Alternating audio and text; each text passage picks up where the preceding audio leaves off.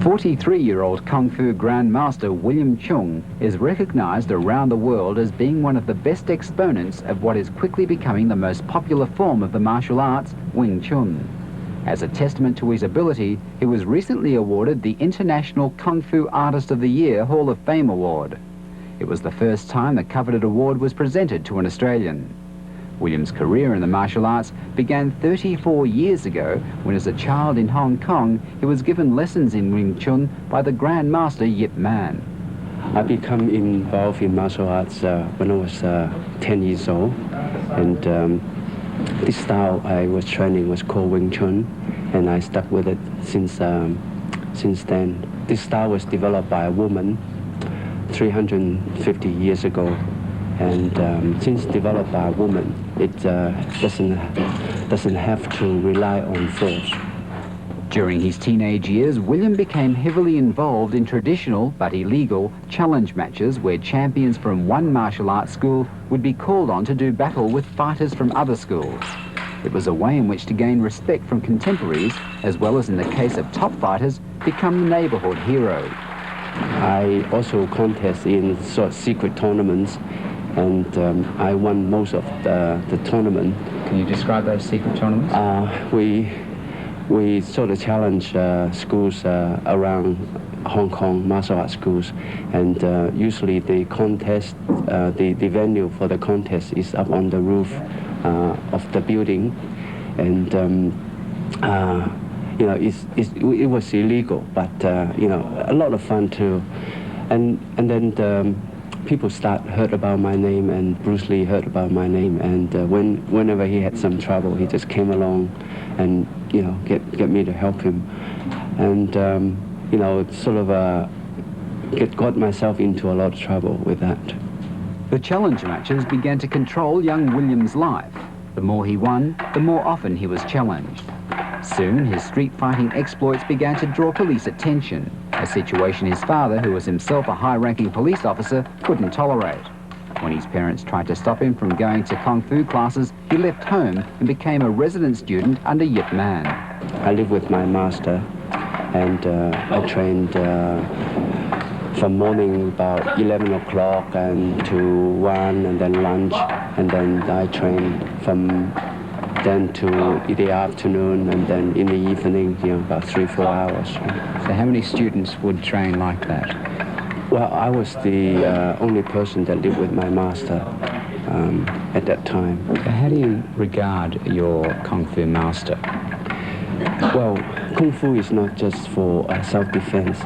It goes into learning how to respect oneself and respect the master and respect the hierarchy of society, and fulfilling the duty of as a person. Right? We believe that the body,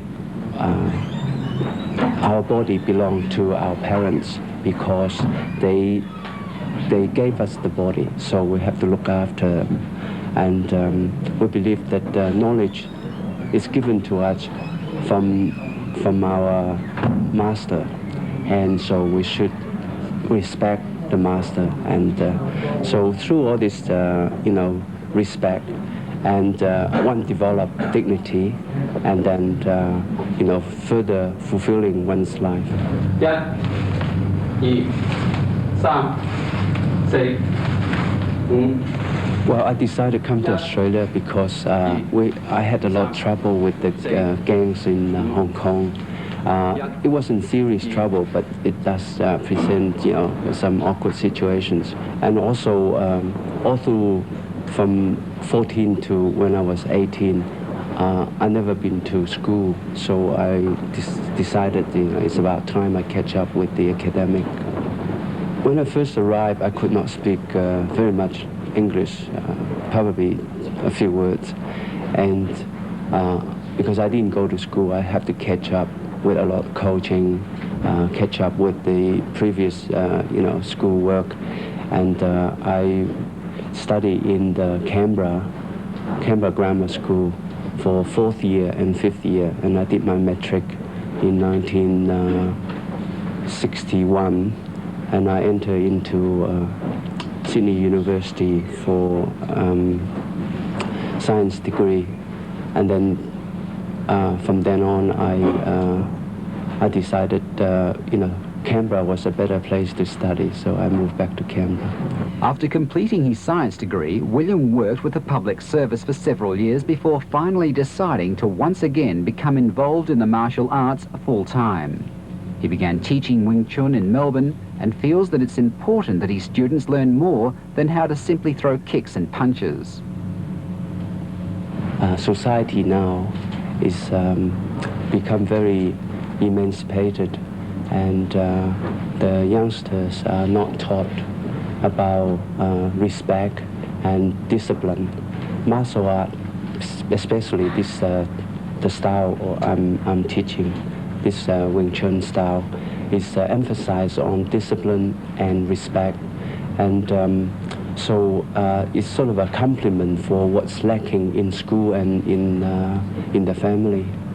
And I think that by looking at my student, and I can see the changes, where from the day they come in, and after 3-4 months, they become more assured of themselves, and they're more respectful, and they're sort of upholding their dignity.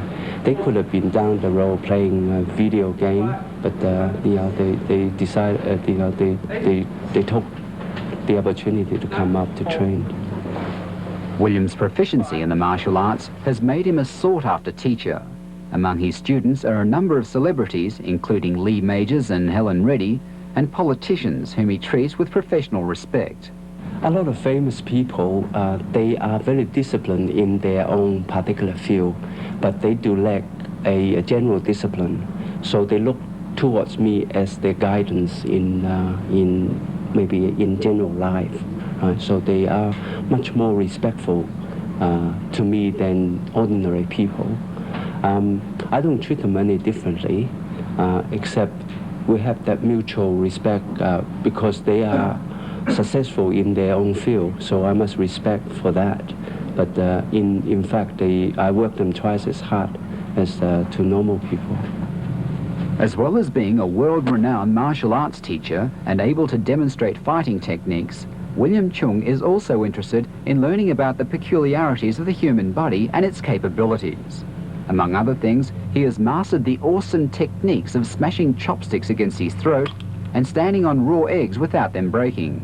Well, for standing on the egg is through concentration, transferring the energy to the surface of the egg, so the egg become much harder.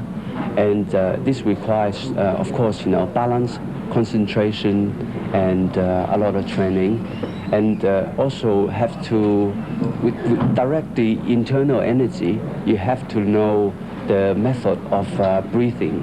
This is called Qi. And for breaking the chopstick on the neck, I want the children who watch this program not to try it, because it's very dangerous, because it requires for the internal energy to come to that pressure point and strengthen that particular pressure point so that it can sustain the punishment. So, not even children, just adults shouldn't try it.